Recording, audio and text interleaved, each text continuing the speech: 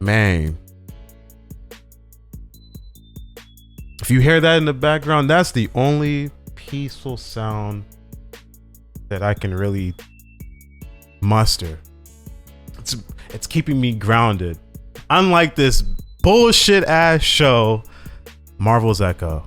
Now, the first episode, I really liked it because it was full of action, you know, and there was moments where the audio kind of cuts in and out, so you really get put in her perspective how she perceives the world. She's deaf, so the moments where she's actually drawn to have to kill somebody, that first moment where she actually really has to do it, and the music cuts out and then she snaps the guy's neck, thought that was really cool. Daredevil, I'm biased obviously, but I really wish he got a longer cameo, or at least more to work with in this episode. He interacts with Maya because he was tracking a group of Fisk men that she was looking for, and he stops to fight her for some reason. If he was tracking her, then he knows that she's like not part of the group, right? Whatever. Don't let logic get in the way of what a cool fight it was. It wasn't long or anything. He kind of, I guess, wins and then just dips out. And there's like a cool moment where she throws like a kick, and he like anticipates it, and then she just like uses it like a weapon because her leg's prosthetic and made of metal. By the way, the show really likes to hammer home that she has a prosthetic leg. By the way, like a lot. Like she's constantly taking off her fucking shoes or making some kind of reference that she has prosthetic leg. It kind of, I guess, I don't know. In episode 2, honestly, I just watched it a couple hours ago and I already forgot what the hell happens in this episode. There's a train that she intercepts, and then she grabs like some explosives or something, or she plants some explosives because this train contains like some shipments that are going to Fisk shipyard.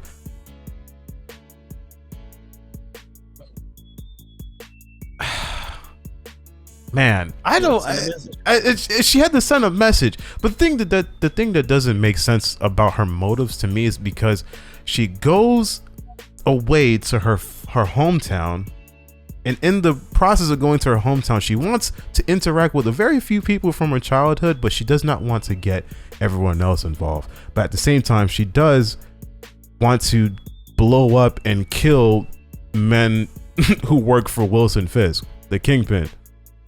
So by keeping her family in the same place that she's doing this, she's also getting them involved, and people are pretty much dying.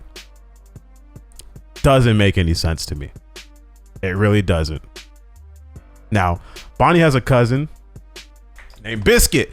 Biscuit is one of the few good characters from this show. I think. I think.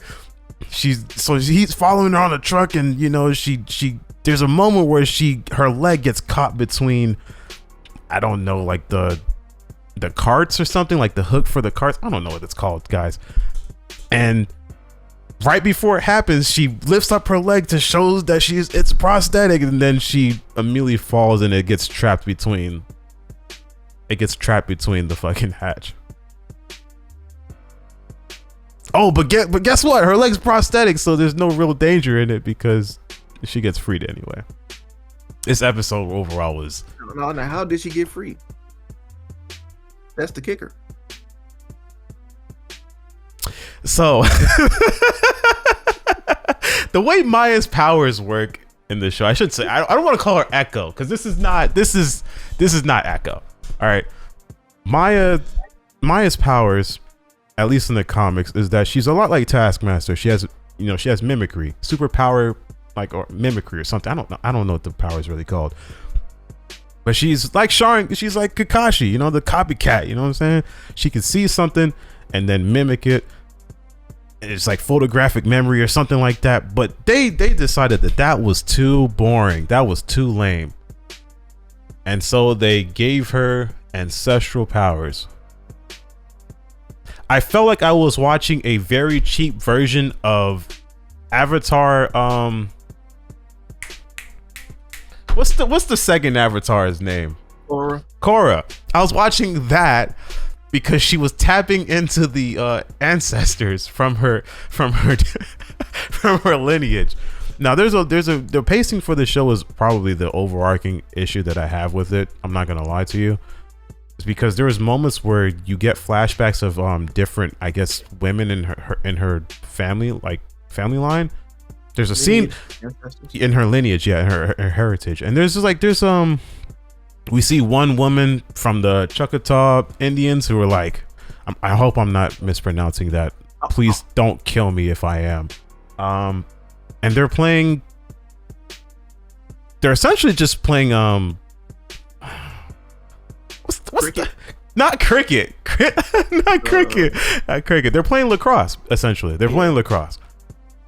And even in the scene with the lacrosse, her ancestor does like this cool flip where she scores at the last second, and then it goes back into the present. And each episode actually has a scene that's similar to that. There's a scene where one of her predecessors or ancestors is shooting a gun, and it fast forwards to the current timeline where Maya's shooting a gun to show that she learned because it was passed down that way.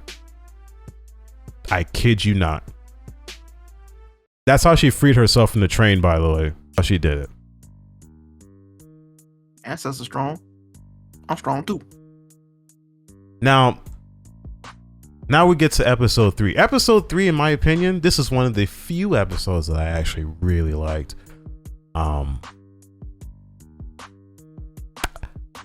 And that's only because the action was still high. It was still hype, you know, like the first episode. And this episode, so the like we go back to like episode 2 where she ships off those explosives to Wilson Fisk shipment, right, to his shipyard. The shipyard blows up. It's like an armory for him. So she thinks, oh well, you know, I got them out of commission. They won't come looking for me. Wrong. Absolutely wrong. Those men track her down all the way from Alabama, where that shipment yard was, to Oklahoma, where her family is, her hometown. And unsurprisingly, she hasn't. They find her. So one of Maya's relatives, her uncle, has a skating rink. One of the employees at the skating rink is working under Fisk, or at least he wants, you know, to turn her in for some kind of reward. So he pretends like, you know, like everything's cool, and he kidnaps her. Maya has a best friend named Bonnie. Bonnie gets kidnapped too because she goes snooping around. Henry doesn't tell her what's going on because Henry's a little bitch, and Henry's also unfortunately being coerced to work alongside these guys. So Zane, the leader of this group of Fisk men, burst in, and you would think this is gonna, you know, things are about to really ramp up. This is, like I said, this is one of the only episodes that I actually liked in the show. The first and the third episode. Would you imagine that out of 5? So they have like this cool fighting scene, and Maya's doing all this, you know, German suplexes and stuff like that. And there's a moment where one of the men has her on a pinball machine, and she has him like in a triangle choke. He's repeatedly slamming her, and then she manages to flip out, and then she suplexes him onto it. And she looks over at Henry and Bonnie, who were at gunpoint at one moment and actually watched a guy get shot and killed in front of them. This is a very serious moment. This is one of the few shows that actually has like a mature rating, I think, for Marvel. So there's blood. There's actually death and blood. It's visible on screen. And not even a minute after seeing a man get shot and killed and his eyes roll in the back of his head with blood leaking from his nose, Maya's cracking a smile. She's cracking a smile. Now I know. Comedy is a very common thing when it comes to Marvel shows and movies. I have no problem with that. But she's displayed little to no charisma. That side of her personality has not been shown at all. For the most part, I don't want to say I don't want to say she's quiet, not just physically, but she seems pretty bland overall as like personality wise. I guess that's kind of hard to convey considering that she doesn't really speak as much. But it's just moments like that where it kind of feels like you're insulting my intelligence, because why is she cracking a smile? Why is she cracking a smile? But anyway, she saves them, and they tell her, well, you know, look, now they're gonna, Henry's telling her like, look, now Fisk is definitely gonna come after you because you've drawn all this attention. And that's exactly what happens. Maya goes over to her grandmother's house, her grandmother Chula. Now Chula's got the ancestral powers herself. There's a backstory where she's pregnant with Maya's mother, and there's a scene where she's in the forest, in the middle, like getting rained on the forest, leaning against a tree and giving birth to Maya's mother. And then it's revealed through that conversation. Maya and Chula have a conversation. It's then revealed that, hey, you have powers. You come from a very special line of women. And the very first woman of our family, she started the human race.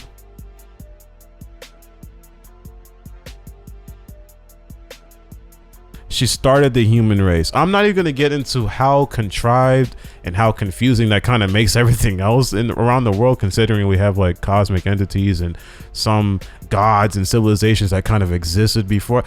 It's a giant mess. All of these things all these problems kind of get created because you wanted to change the origin of her powers, and it just doesn't.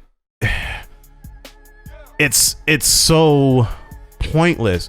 It's so pointless. You wouldn't have ran into these problems if you just didn't want to make her origin convoluted. What is so hard about saying she has superpower mimicry? Because now you have to come up with some kind of reasons as to why she can tap into her powers at any given moment. And then we get to the last confrontation. Now Fisk has Grandma Chula, Bonnie, and Henry now kidnapped. They're at this powwow for the indigenous people, right? And at this powwow, it's kind of like a, you know, like a fair concert kind of thing. At this powwow, the threat of violence seems really high. You would think that now it's like the climax of this season, like the climax of the story. And there's a moment where a firing squad of Fisk's men come out into the room, and miraculously all of Maya's ancestors are surrounding her. She taps into her powers right then at that moment. And I think her powers actually made the guns from the men disappear, because they did not fucking have them at all. She not only was whipping their ass, she gave the powers to Bonnie and Grandma Chula. What the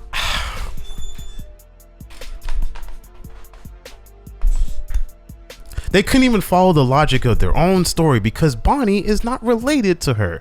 Why does Bonnie have access to her powers? Did she just give her powers to it? I don't understand this scene. This is when I really felt like my intelligence was being insulted, and I considered this roller coaster of a show. And then for me, I just didn't want any part of it anymore. I'm sure I'm skipped out on a lot of details as to what happened in the show, but overall, this is something that you could read a synopsis of it and go, okay, you're not really missing anything. If you want to see a better portrayal of this character, watch Hawkeye, and that show fucking sucked.